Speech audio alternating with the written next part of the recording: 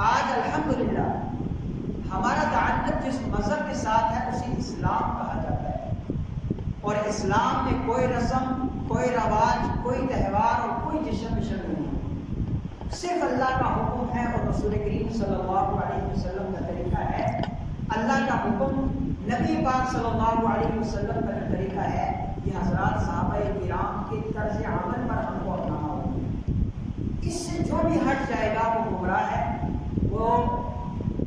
رائے راستے ہٹ چکا ہے۔ یا وہ ہندوانہ طریقے پہ چل پڑا ہے، یا وہ کافرانہ طریقے پہ چل پڑا ہے، یا وہ عیسائیوں کے طریقے پہ ہے، یا وہ یہودیوں کے طریقے پہ ہے، یا وہ مشرکین کے طریقے پہ ہے، وہ مسلمانوں کے طریقے پہ ہے۔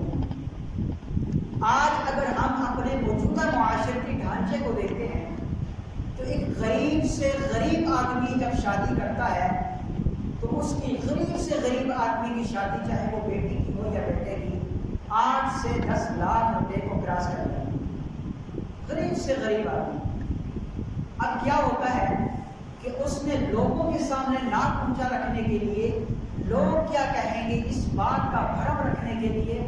رشتہ دار کیا کہیں گے، عزیز و اقارب کیا کہیں گے، معاشرہ کیا کہے گا، سوسائٹی کیا کہے گی، خاندان والے کیا کہیں گے، ماں باپ ناراض ہوتے ہیں، بہن بھائی ناراض ہوتے ہیں، بیوی بچے نہیں مانتے، یہ ساری چیزیں سامنے رکھ کر وہ ان رسم و روایتوں کو اپناتا ہے اور وہ 10 سے 15 لاکھ شادی میں خرچ کرتا ہے۔